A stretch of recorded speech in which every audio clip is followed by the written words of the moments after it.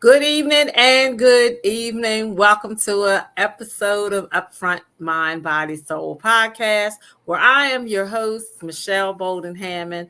And listen, I think it is so much great that I finally had someone on the Eastern Shore here that I can really relate to about his topic of self-care. And I am delighted to have Jay Watson here of Eastern Shore talk with us here tonight. And he's going to give us a little dabble into his podcast and what he talks about, which is one of my favorite topics is the self-care. But not only we're going to try to educate you guys because, this is what this is all about, to educate. And remember, self-care isn't selfish, because if we don't take care of self first, how are we to embody ourselves and take care of others? So, Jay, welcome here. Welcome here. Delighted to have you here. Michelle, thank you so much for having me. And your music is so catchy. Your lead and intro music. I was bebopping as I was waiting. I love that. Thank you. Thank you. As well, I'm do music too. So I'm like that's my another go-to thing when I really want to get to writing. I start writing my music and stuff like that. I need to get back into the studio though to do some more stuff. But so Jay, what we're gonna do, I want you to share a little bit about yourself, who you are, and how did you get in this journey with self-care, and what inspired you to create this podcast. So, like Michelle said, my name is Jay Watson, born and raised here in Easton, right in the middle of the Eastern Shore. And I come from a background of childhood sexual abuse at the age of 6, 7, somewhere in there, where I was abused by a couple different family members in different incidents. Also come from a background where both my parents were addicts. My mother had me when she was 16. My father was in jail when I was born, so I kind of had a rough start to life, and I've struggled quite a bit in my lifetime with anxiety, depression, and PTSD. And because of my parents being addicts, I was kind of left to my own devices for a lot of my life, and didn't start turning things around until I was about 40, and decided to do some self-reflection, because my life just wasn't what I had wanted or hoped for it to be. So I started looking for the answers on the inside, and that's kind of where I was at least beginning to point in a better direction for me. I never said my truth about my sexual abuse as a child out loud to anyone until I was 45. That was kind of another step in the direction. I found the Lord about 9 or 10 years ago, yet another step along the way. And in between all these things, Michelle, without even really realizing it, because I was doing so much self-reflection, I was practicing self-care before I knew what self-care was. And because of my finding my path to the Lord, I realized that my journey, as difficult as it was when I was younger, was kind of setting me up to be able to serve in some way. So I've kind of, about a little over a year ago, with a mutual friend of ours, Kathy Castle, who runs Channel Marker here in Easton, we decided to start doing an advocacy self-help discussion group, just for a general group, for nothing specific, just to talk about self-care, because I've always kind of looked at self-care as kind of like the Swiss Army knife of tools for life. If you're going to do a home project, you go to your shed or your garage and you take out the toolbox, and self-care is kind of that tool that kind of gets you pointed in the right direction for the life project, for, of self and for life. And so a little over a year ago, we started the group. And then this March, we started doing the podcast, where I started kind of hoping to spread the word and have some conversations a little bit broader than our small little Eastern Shore community here, as wonderful as it is. I found that self-care is so broad, and so there's so much that can and should be involved with self-care. We each, self-care is kind of an individualized thing. It's like a fingerprint to us. What we each do for self-care is going to be different and should be.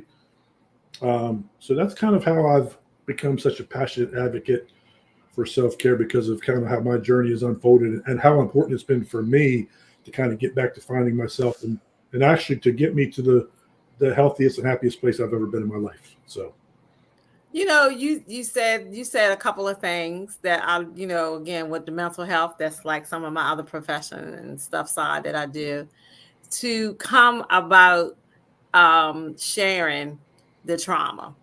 yeah. And that's why I tell people all the time that you shouldn't, we never know what someone has been going through or why someone has become addicted to whatever it is that they become addicted. Because again, if you think about what you just talked about, you had some of those aces.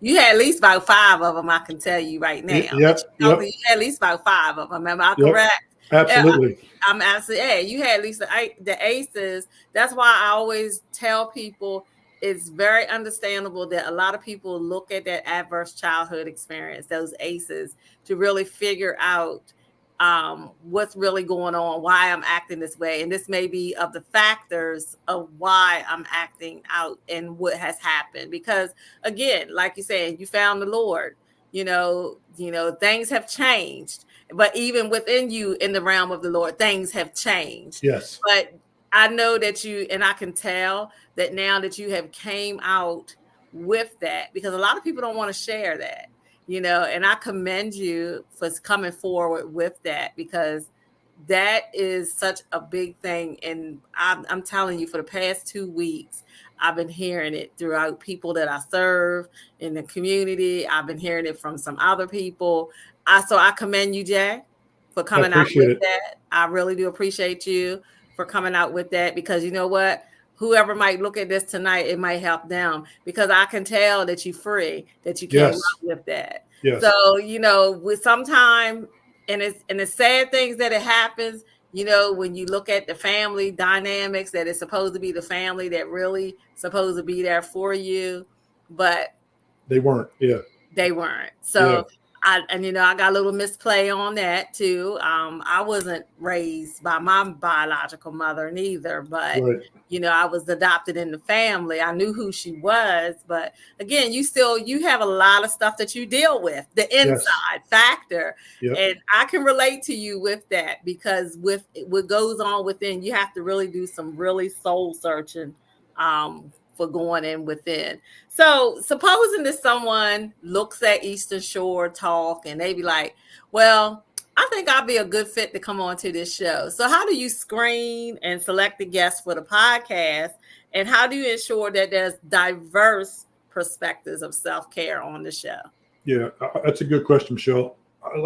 Like you and I talked about a few minutes ago, to me, self-care, I look at self-care as broken into 2 categories. There is those specific things that we do that specifically work to build and grow our mind, body, and soul, whether it's going to church specifically for your soul or going to the gym specifically for your body, those things that are intentional for those specific aspects of self-care. Then there's the other category, to me, of self-care that are what I call the mind shifters, those things that we enjoy. Those, for me, it's going to the movies for 2 hours, where it takes our mind to a healthier, more relaxed, peaceful state. So there's those 2 things. And that category number 2, everybody's group of things that they go to are going to be different. So I'm learning as I've gone along is that there are so many things, whether it be yoga or meditation or Reiki or going to the movies or gardening or pottery, or the self-care things are endless.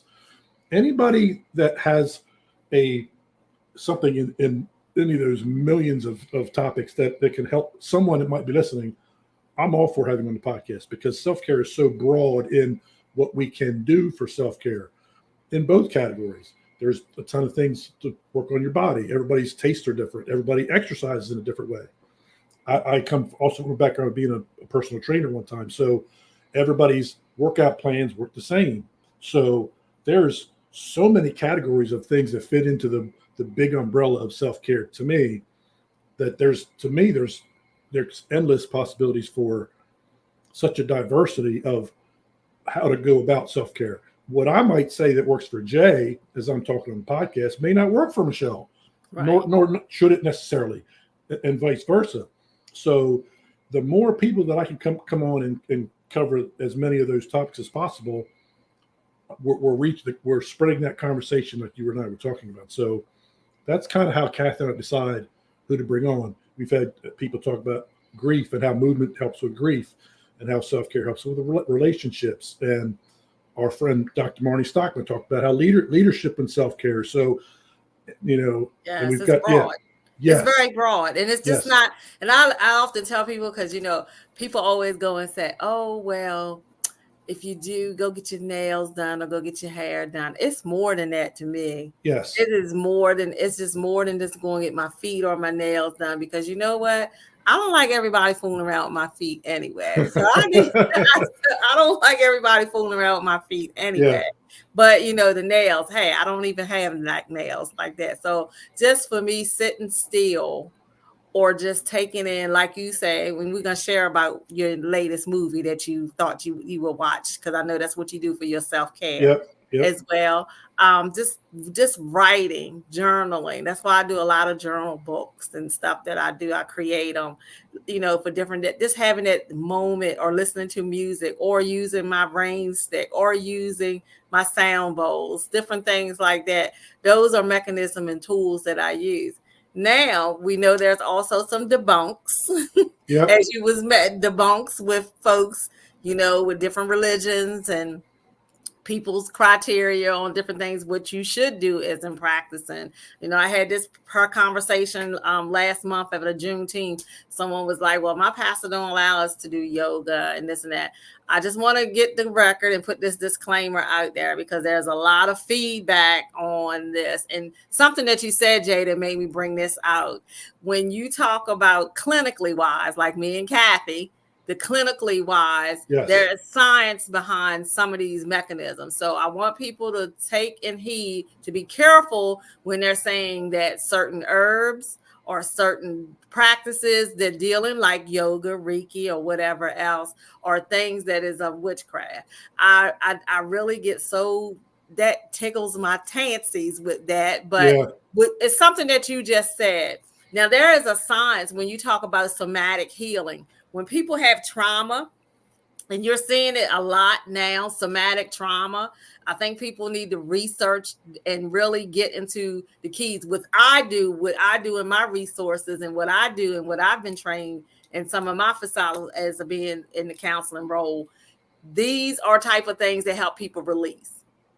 Certain stretching, because again, when we're talking about the mind, the body, and the soul, all of that works together. Yes. So what's going on in your mind is being stored in your body.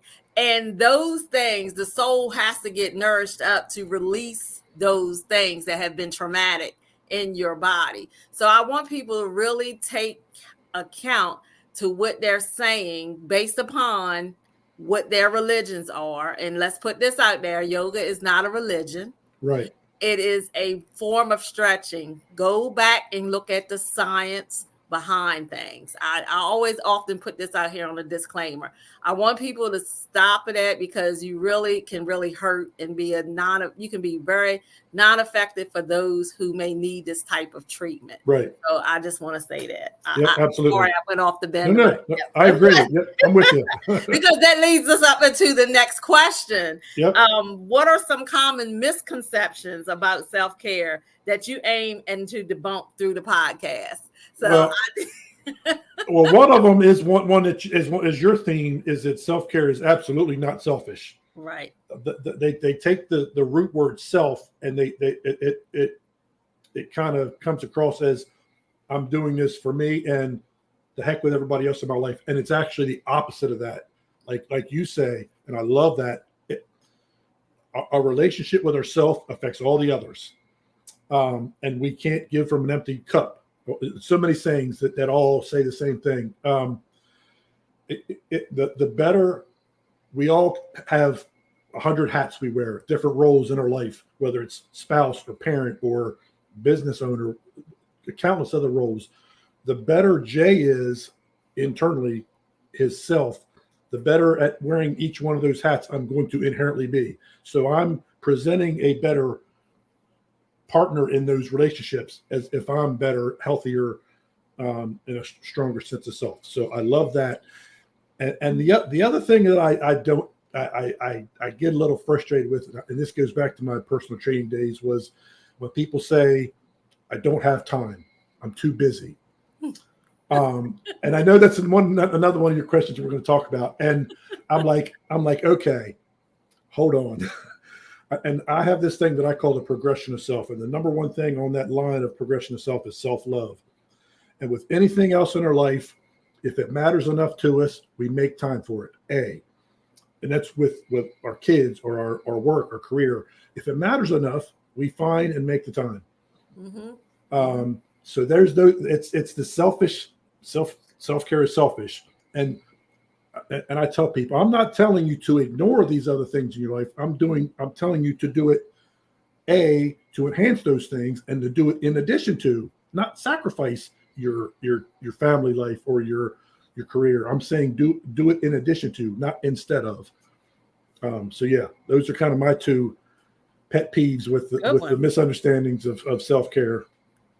And I tell you what else, Michelle. I've read a lot of things as I've kind of started this journey, and the term self-care in the wellness world is relatively new.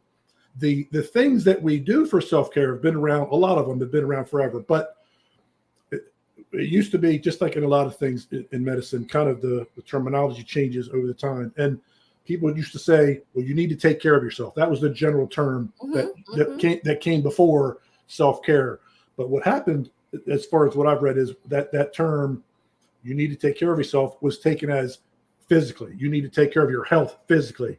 And it didn't broaden out into the mind and soul parts of the trilogy of self-care. So that term self-care kind of evolved from that. So there are still people that I talk to that aren't really aware generally what the term self-care means, because it's, like I say, it's relatively new, or they assign a definition to it without finding out. So yeah.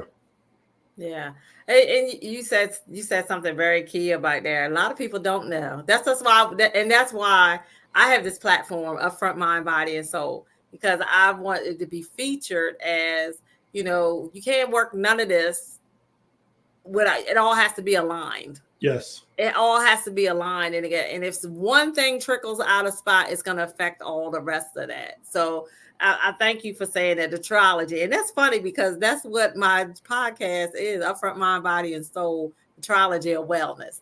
And when we talk about wellness, it's the whole wellness. It's the WHOLE, the whole wellness. So look, we're going to take a quick break. And when we're come back, we have something. We're going to hear more from Jay from Eastern Shore Talk. So we want to share a little bit of something that, I do as well, when we talk about what I just said earlier about a lot of people don't understand what self-care is. If we use some wellness tools, or whether it's Reiki or yoga, or we use sound bowls, but I just want you to get this. So we'll be right back. We're going to take a quick break, and we'll be right back.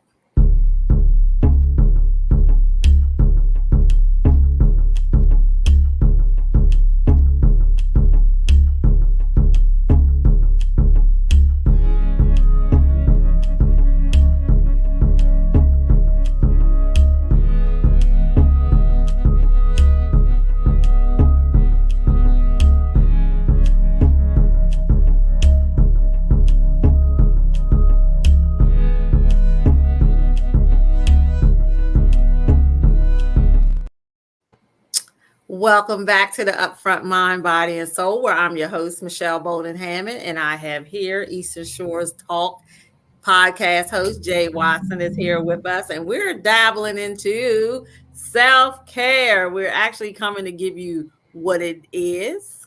Well, who may not? Somebody may be watching this and say, well, what is this thing all about? Self-care it's how you take it. Yeah. It's how you take it, how you want to be well within, and it's not you placing yourself as a God. We know you're not placing yourself as a God, but it's looking at the inner you. It's looking at the inner you, who you are. And because there is a connection, there's a mind, body, soul connection, whether some people don't want to believe it, but it is. So now, what kind of feedback have you received from, listeners and the impact of your podcast? Well, it's funny, Michelle. I've gotten a little. There's been a couple. The episode we had about self-care and relationships. That was and I kind of figured that was going to be a big one, because it covered all kind of relationships, not just romantic relationships, but familiar relationships, workplace relationships, and I think because Kathy and I are always reiterating what self-care is within the topic that day. I get a lot of, I never thought about it that way, or I did an episode about vulnerability and how important it is to tell our story, and I had people reach out and say, it's good to hear that someone else thinks has had these traumas or went through the same thing that I did. I found that people just want to.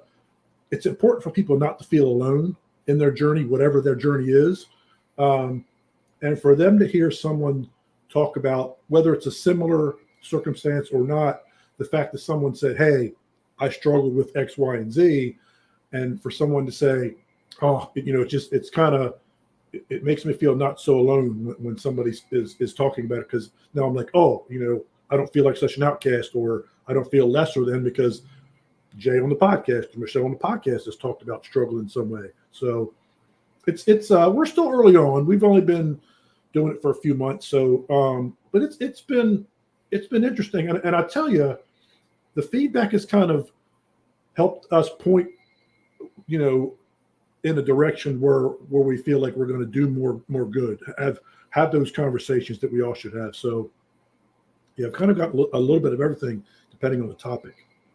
And again, that goes back to one of the questions we said earlier about the diversity, because again, it is such a broad spectrum of an arena of self-care, because it could be taken all types of areas. Again, you taking those three: the mind, what are we doing for our body? Like you said, you was a personal trainer. I know that took time. And then some of those stretches that you gave people probably in the training process, they had to build up that endurance, because no one is just going to go into with personal training and they're going to have it flipped right to the day. It takes time. It takes time for you to build up into those, and the endurance for you to get where you need to be. And that's just the same way it is with self-care. Is what works, like you said, what might be for you, Jay, might not be for me. What might be for me might not be for you. It's how you implement it. But the thing is to bring you overall wellness and freedom in all the areas: the mind, the body, and the soul. So now we want to hear about this self-care tip that you do as well, because I'm a movie person, but I don't go to movies like I used to. A couple weekends ago, I was in doing some Bridgerton stuff, doing Netflix or whatever. But can you share with the audience what your special self-care tip is to do? And maybe this might be something that someone wants to practice too. Again, we give out tips on what we can do. Well, it's funny, Michelle. My Friday night tradition, it has now become a Friday night tradition, is I go to the movies religiously every Friday night. And how that originated was, I guess it was about 7 years ago. I was going through a difficult breakup at the time. So I was going just to distract myself, to get out of the house. So I wasn't thinking about what I was dealing with at the time. And it just started as that. I didn't intend for it to be self-care, because I had not really dived into the meaning and importance of self-care at that point. It was just brand new at that point. So I didn't even realize it. And what I was finding was, and at this time I lived about 10 or 15 minutes outside of town. So it was a little bit of a drive to the theater on Friday evenings. I started realizing that as I was driving, and you talked about how we carry stress in our body, as I was driving to the theater, I could literally feel my body relax, because I started to realize that it became a switch for me. It was a mind shifter. I was turning off that hectic work week mindset, and I was like turning on the switch to the weekend, more relaxed, peaceful mindset. So as I've done that, it's look, I've always been a big movie buff anyway. Just love the whole anything movies. Music is the same way. But I just, the whole movie thing, it kind of came by accident. It didn't, I kind of fell into it. And I realized that's in that second category of self-care, that it's those things that shift our minds, that we enjoy, that are personal to each of us individually. And movies is one of my, it's my big one. It's, because I go every week. And I stream a lot of stuff too. It just kind of, and I'm a very analytical, I'm very story driven. I want to feel those movies that make me feel some kind of way. If they stir an emotion of any kind in me, I've had a good time. If they teach me something, if they make me think, if they make me ponder something in my own life, if it falls into one of those three categories, then that movie's been a successful evening, aside from the self-care part of it. So yeah, that's kind of between that and being at the gym 5 days a week, or two of my what I call bulk self-care, those things that take bigger chunks of time. And they don't always have to be those big chunks of time. That's another misconception, that self-care are these big grand gestures of helping ourselves. And they can be, but they don't have to be. Right. Exactly. And, that's speaking of what you just said there, that brings me into a little factor that I want to share, since we're talking about self-care. Something you just said, you have you been reading my notes? Did you read my notes? So audience, I actually want you to do something right now. I want you to actually get yourself relaxed in a nice way. Like you said, just know that something's good is getting ready to come here to you. So I just want you to watch the screen. Don't take your eyes off the screen, but I want to show you something, just like I'm to give you proof of what he just said.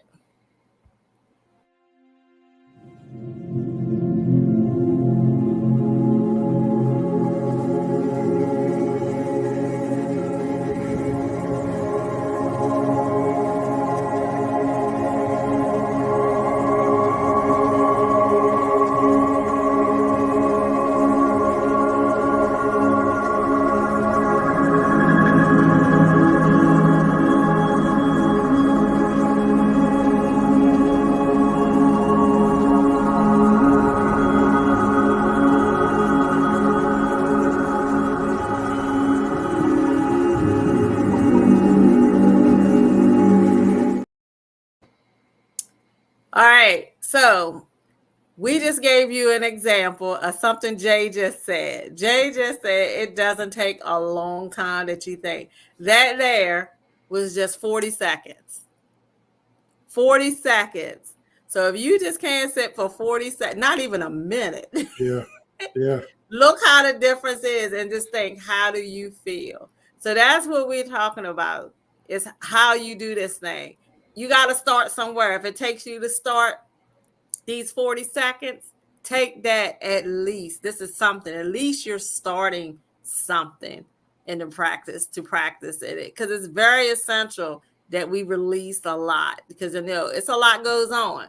In my profession, there's always something going on, and like you said, you it's a mind shift. Yep. When you're saying you're on your way to the movie theater, hey, this is my regimen on Friday. I have to leave all of that junk that was for the week. I have to leave it. But right now, it's a mind shift for me to get to this theater, to get smell the aromas as I'm going through. Use those 5 senses as you walking around. What I'm hearing, what I'm seeing, and I'm about to taste this popcorn. Yep. And I'm about to sit back, because now you can relax in the movies. Now you can relax with the chairs back. So it's just those little opportunity of things that we can do, that we can do for ourselves. Again, so how do you think your listeners can effectively integrate self-care practices into their busy schedules? Well, it's funny. Kathy and I talked about this on one of our podcasts about, like we were talking about earlier, people always say, I don't have time. I'm too busy. And I tell you, well, I've had people that I talk to about fitting in their schedule. And I say, here's what I want you to do. For a week, I want you to write down literally everything you do, from the time you get up in the morning to the time you go to bed at night. Write down every single thing that you do, and go back and look at it during the week. And you'll be able to tell yourself, based on your schedule, where you can take something out, put something in, squeeze something in. That's one. And number two is double dip. And what I mean by that is you can do these not so time consuming self-care things, like you can put your earbuds in and listen to music while you're cooking dinner for your family. So you're not neglecting your family. You're still cooking, but you got your earbuds in and you might be listening to praise and worship music, or you might be listening to what I call hype songs to kind of get you does that mind shift again.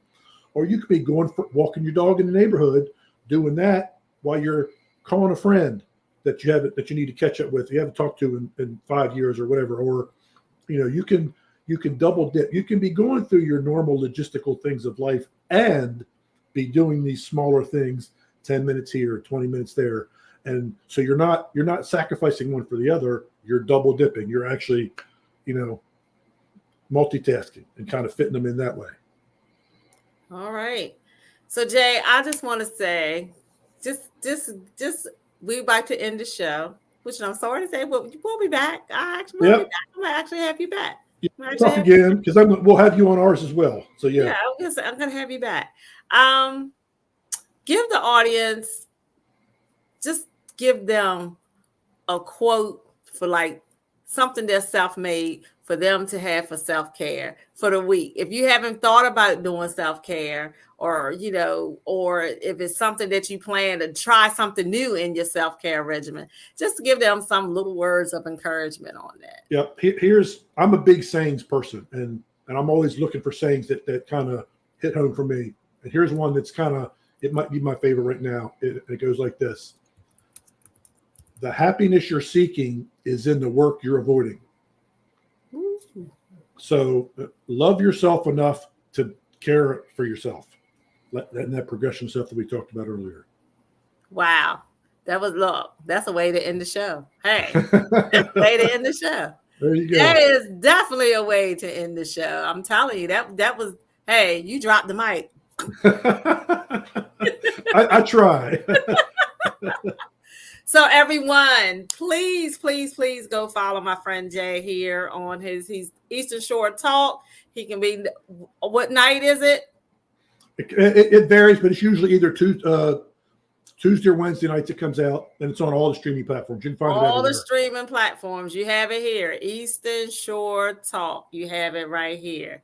So, audience, again, I'm on my little hiatus because I want to come back in September, but I've had some exclusive stuff that I told you guys I was going to bring you some exclusive stuff. Oh, I feel special. Yes. I told the guys I'm not coming back till September, but I think this was very doable to do, and different things to come up. You gotta take that break to regroup. That's it. We gotta know the kid. I want this to be something that's powerful, that I take these things and do. So again, audience, Jay, again, thank you so much. Thank you, Michelle. Get on tonight. And listen, if you all guys have any questions, feel free to send us an email.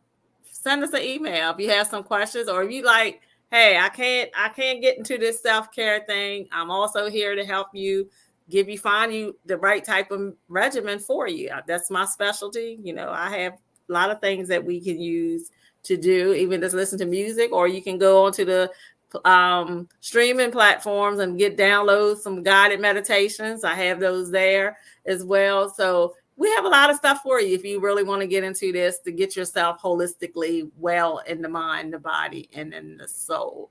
So until we will see you again, always have this favorite saying, because a lot of stuff is going on in people's minds, and a lot of stuff is going on in the world. Some people don't feel like, as Jay was talking about, you might feel that you're alone, but just know that you are not alone. You are loved here at the Upfront Mind, Body, and Soul. Until we see you again, I'm your host, Michelle Bolden Hammond.